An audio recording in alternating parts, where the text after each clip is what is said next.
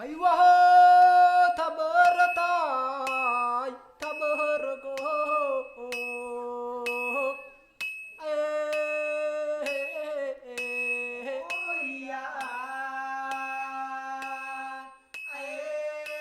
Teologi itu sebuah karya karya para leluhur di masa itu. Kalau itu karya mereka menyebutnya seperti itu kurang lebih. Tapi kalau menurut saya sekarang di era sekarang, saya menyebut teologi ini adalah pendekatan saya dengan leluhur. Jadi kalau teologi ini dulu berfungsi sebagai alat untuk perang, sebagai salah satunya teologi. Selain itu teologi ini sebuah identitas dari seseorang yang menggunakan teologi itu sendiri. Kalau proses pembuatan masing-masing dari teologi ini tentunya orang yang ahli di bidangnya masing-masing. Karena tidak semua dari perajin teologi mampu membuat utuh semua teologi itu sendiri. Nah, proses pembuatannya itu biasanya yang kita lihat dan kita lakukan di sini adalah aliran paling utama itu adalah usidologi atau bilah teologi, karena itu adalah diameter atau tolak ukur berapa besar dan kecilnya teologi itu.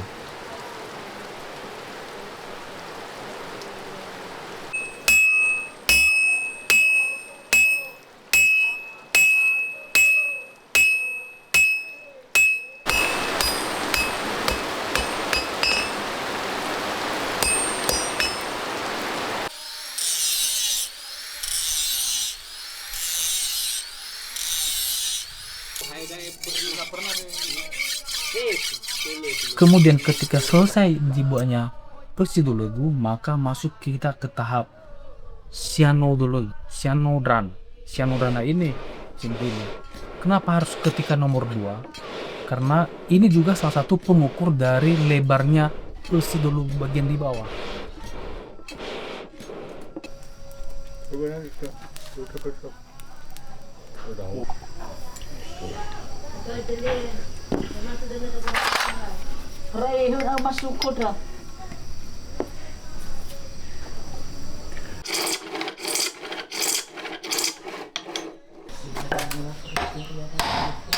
Kemudian setelah selesai pembuatan itu, maka kita masuk pada tahap namanya drana. Nah, drana ini berpatokan besar dan kecilnya pada bilah atau usi balatu tadi, usi dologu tadi. Kalau usinya panjang tentu berpengaruh pada drana itu sendiri. Artinya kita harus bisa menyesuaikan dari usi dologu itu sendiri.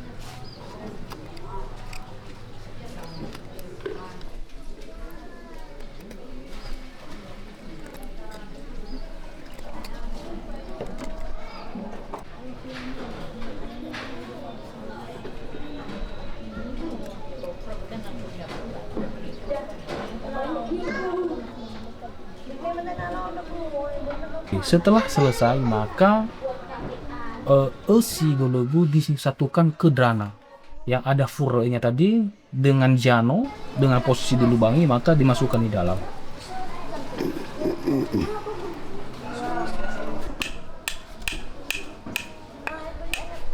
Setelah selesai pembuatan usi, jano, dan drana, maka masuk tahap dari sebudologu sebelumnya ini. Ini sebudologu ini kita menggunakan bahan dasar berua. Nah, biasanya ketebalan ini bisa 2,5 sampai 3 cm. Posisinya timbal balik karena ini terbelah, ada sampul 1 dan sampulnya 2.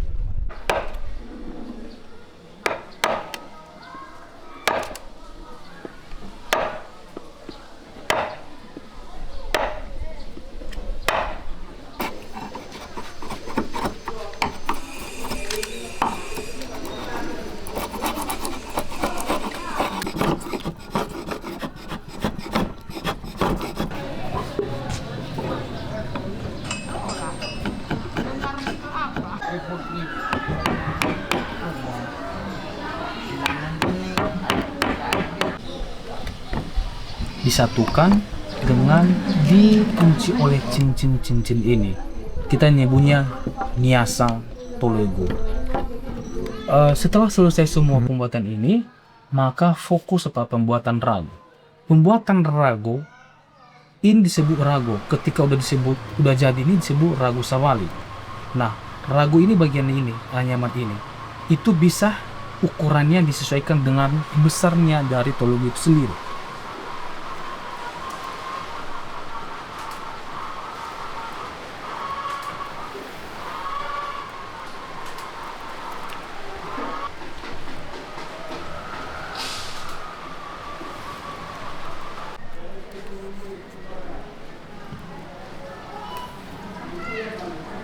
Kemudian setelah selesai baru proses pemasangan dari taring-tari yang ada. Berarti Kan ya. motif-motifnya ini lah. Batik lain itu nih. Bagus. Kemudian setelah selesai semua jadi, maka masuk tahap pewarnaan. Pewarnaan dalam hal ini biasanya orang lokal bisa menggunakan yang dari daun-daunan. Ada juga menggunakan montir yang sekarang itu seperti jenis PK kita gunakan. Untuk pewarnaan sendiri bisa mulai dari 3-5 kali dan diulang sampai merasa nyaman dan itu udah layak.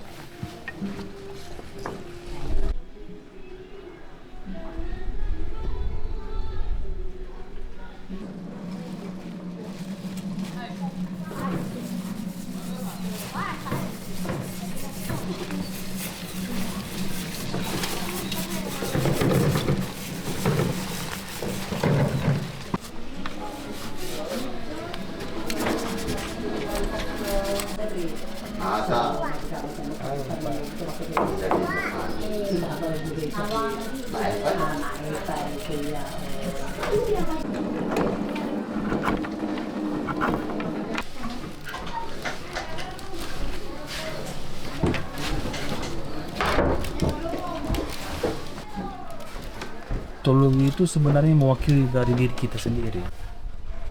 Tolugu itu semua identitas dari Ononia itu sendiri. Ibarat paru-paru atau jantungnya kita.